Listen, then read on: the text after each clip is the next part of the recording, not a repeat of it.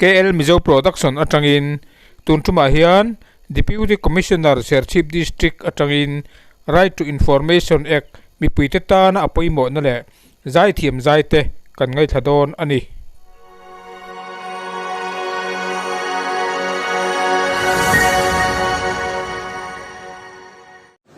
Deputy Commissioner Office ten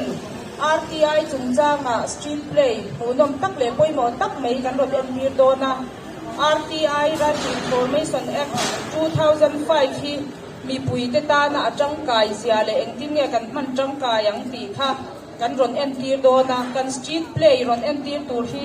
arei don lawa minute som vel chan chung ani dona chuwang chuanin bazara tuna ron kal vel te kha in handing koi lokanga in en zo man vek dona atam theyang ber en turin mi pui zong zong kan som chewa RTI Act tunka ra hianin RTI week hi Mizorama man me kania chu mi den chen chuanin street play munom tak le beng ra thak tak mai kan ron chang don ani chu mi ma chuanin kan program kan chan ma in zai thiam zai tur kan neya lai rem puya zai turin lo som phata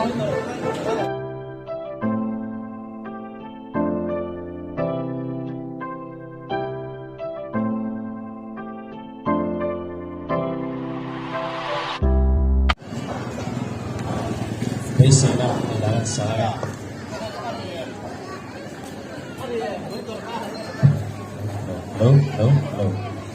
Hello.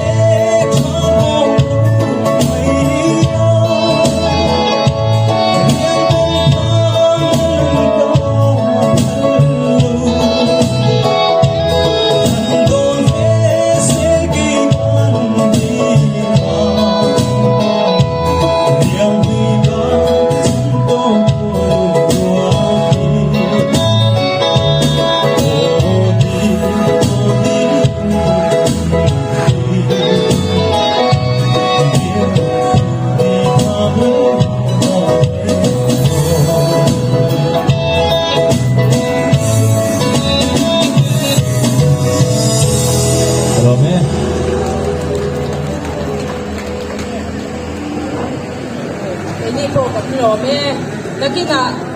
zai thiam zai turin kan la som le zel lam tuna chuanin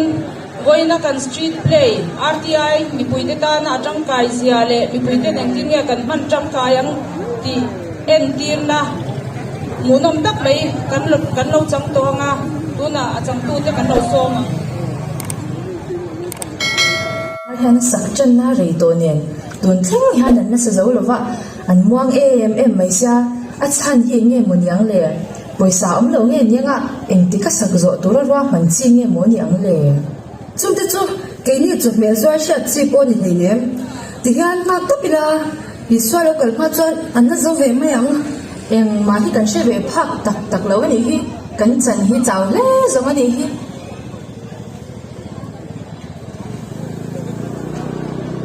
PTU in thiên soi kha ka lo hria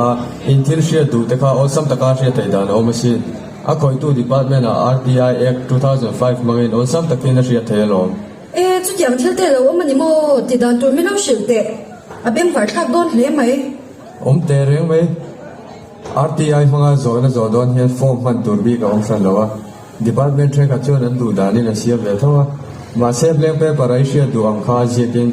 SPIO he nei deal theya idil na a choni hing le address le phone number che te kini je kanga ithil hria du choni som thum chung in an pe nge tu che nia ithil hria du ka chana an kol sa mai lo wa mun danga zo kon chok nga ya ni chuan khuna du rei dewa wangin ni som li pa ka chung in chana pe bi ni yang ithil hria du chu thi le dam khoi thei thil le mi dal zalen na chung chang ani phei chuan dakar som li paria chung in chana pe nge tu ri ni yang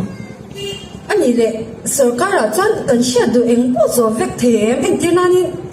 Pumodia nu bui nei lo chan ti vel hei le enge atlang va la ya ngai zo ngai za ti vel hei ama te hi lo le ru ve fu the ya chani nang te re hi vale ve mo le chiang thil prime minister bian nei lo ti vel sha chung nge chu na he pa bui ro hi chu khabe mul le biang mul truck var vo me le mit meng lian ku mai te hi chu mo dom ve em lom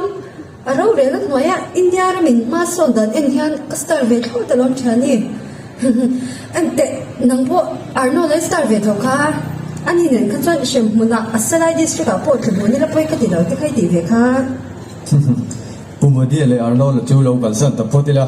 RTI manga sarkara du dil thei ti le ma hai mi mal thil sarkar recorda om lo hi chu zot mai la min chang thei don chuang lo wa sarkar policy te an na tholai mek le malak la tur chung chang te ani pera sarkar in dan le du na siam chi sang sang te sarkar in rel bol na chung chang kan hria du te kan zot theya RTI manga zo thei lo thil oma India ram him na chung chang hi zo thei lo wa entirnan tunna ya India le China ka ra boina ne oma hemi chung chang a India thil tum te emo malak na tur emo chung chang hi zo thiang lo ni zot lui ma na chan nei hu chung lo wang chu ba ga chu intelligence agency sang sang te thil ti hi RTI Act na huam lo bok ani le RTI Act hian India ram pum pui hwam vekem hwam lo te liem atira ka chuan Jammu and Kashmir state tha a huam lo wa ma se October ni som tum pa sang hi so bo tang ka chuan a huam so mu ta din na se thiam ve lo te han zo ni lo zo de du ta se India ti chi ni di nei je thiam lo ni point I din lu na office ai ka langa I she du te chu I so yanga RTI khoi tu chuan lo je sak mai don che ni chana chu email mo WhatsApp manga pe ki du ni point I du dan chu I so yanga I du ang chuan chana chuan pe mai ang che kanu ilo vati ti tui bor ve eng chung chang ngai lo so ya hey sarkar kan thil she du kan zo thei na tur RTI Act chung chang kan lo sei ni hi eta ka tang ma hing zo na chang che ko ka she la vai ti kan ko don che la rod le na kania roda ti mi ka mai don ni uro RTI Act hian ming chau chang an lo she ve to zo la ka so thei che ngem thei lu du ka I du mi zo ro man deuh khan RTI manga zo na an zo department pakhatin an san na zo chiang lovin an lungoi thak lo he thuan soi ka sia chu chu eng ja han ti chi nge nyang SPIO I chana pe ka che du khop lo emo ilungoi lo ani chuan departmental appellate authority DAA anti main he na izol kau thei ro DAA in min chan na chuan le lungoi lo le zel ta ila chu ti ni chu state information commission a ila zol kau thei ro chu te la lungoi lo fo chuan central information commission a ilungoi lo thui la thlen le zel thei ro ani le information dik lo min pe tu te emo information min pe thadu lo tu te hi shem thein liem o shem thei e danangin shem thei ni e poisa po choi tir thei ni ro RTI Act hian eng emo tumber ni reng le RTI ke le tumber chu sarkar lang chang siam ani a khole tuite he na an hria du apiang hria tir hi a tumani chumi phanga sarkar na tha siam hi a tumber chu ani ati thei ome uro scholarship kan lak tal chan le kan lak thei ru tu te hi a zo ve thei nge thei te re mai Mizoram scholarship board a je kin zo thei re lo avan cha zo ve nge ni du ni chu ro ta anh đi lệ kan bazaar building sak chung cha ki khoi ang kan zo ve ta ka Commerce and Industries Department ai zo thei reng lo chu ti chu moi chan tu ga wa zo pha lang o kan chian bazaar nu ho kha bazaar sak na ta sum ro man za le chong eng za ta sak nge an tum ti te le eng ti ka nge an sak zo ang ti te kan shi zar zar me nga kan chian te chan ngai sang don sin a ni e chanu nak tuk chei khama far awara kan wa kal don ya kanu chu ti nang ti hlei nem first award ang tia lom fatila hi mi sai sai reng mai ni nom kan soi thiam ve dan ni hi ani urwa man dewa khan pion dam lo pakhat ai oin office hi thathum ka kalvia file dam bom do chun chun ring me ya achunga tu jak te hi RTI mangin akopi dil swali theinin RTI Act manga zo thei china khan file ti hi atela file chunga I je pen poka huang ka kang chu note si xerox copy tenen lama dil thei ka lo chu ti chu va chadon ve o ani le urwa thil pakhat kalozo ve le lok se o ni kum class na exam a han thathum na kanya midang te mark mu za kha lo she du ta angila azo ve thengem I du choli zo thei lo ma sei classmate midang te kha third party ti in an soya an phalna la ko danga ya chumi nuwa chana chu an pe chawang che yes kazo don jang tu subject zong zong an mark mu dan kazo fe kang e rata thil pakhat hey boy bian ma lo kamo America president ni tune kha biar dili to nan ti ni abian nu le le zon dan le ta kha zo ve thengem le kha ba kha chahi ka ti ve vol tu kamo alu boi ro bi le re apa ka shildon khat shilawam I shilfai tlan I thil du zong hang na ka le sakawang che Timoy, Bill Clinton at the Churam Dang De India, RTI actual India Ram Chung Chawaloma Hua. acha anu chu ala kam chu rata ani le thil dang ka lo zo le cho dun lai ha ganin kot kong phei khon siang thame ka lung chang ka ra khwan mel en reng po lung lo ti shat ngoi hin phum tel ta china khung te khu ti dan om lo mo Ome, RTI Mangin and Toklai video poi la thero, Lungna one pum rulai chu video in chiang takin and chai lo la mai do lo. RTI akian video mangan na Toklai chalap te ko akwa veka. Delhi Sokara de Pejon para na bang be to lo. ava chale zel em ve o an na tho chalo lai video ka siam nga how to sang zok te ne na ka thlen nge yang mo le ro ta kan mu hlak chu ra thon chalo to RTI chung chang tam tak ka shat ha abeng war thak le mai ente chalo thang ko kan chu me zola hi khilai ve tiang Ah, PJU khati ngai re lo. Kala don lo ti ja sa ga me. kha la ro le mai te a Ani le ka lom lu tu ke. In zara tlawal parol in chok he tui tak ka me pha don ni he. e va ta tangwa la loi la ni thel dang zo do che kala mania kan ni na pu lo leng fo ro chok me ringo di lo nu la po kan me ve nya so pui kan ni sha the nan ra ta kha ni number han pe te kanu bui ro hi ti za sak shin e mai RTI mangin ni funu hi min zori tu mem ni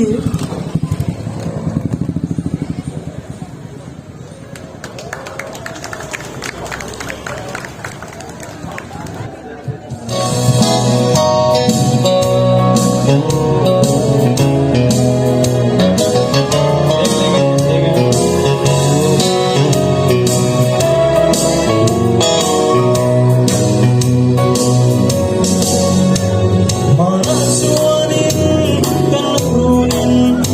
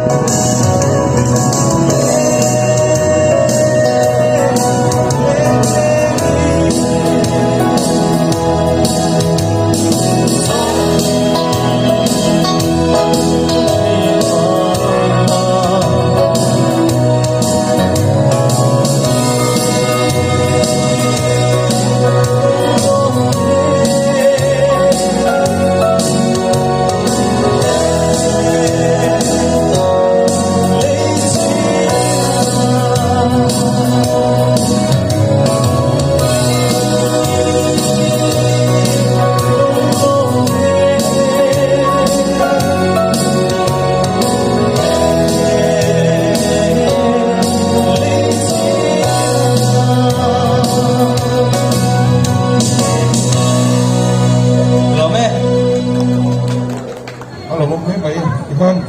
ina ya RTI street play kan ti kan zo wa ni maya tenge mo right to information tu changa share tu kan de chuan kan PIPR te ta kan DC office kan office te le office chang chang hian a buai pu to office kan om peka chu wangin mi in so ka kan phum a le so khatil pilana share tu kan nei chuan RTI kan mang chong kai thia kan mang chong kai buk tu ra nia ei mani ta na tha se ra nia mi kan bak hel ngot an lo wa kan ram le khlang ma son nan RTI F3 kilo mang chong kai sam sam ku kan lo me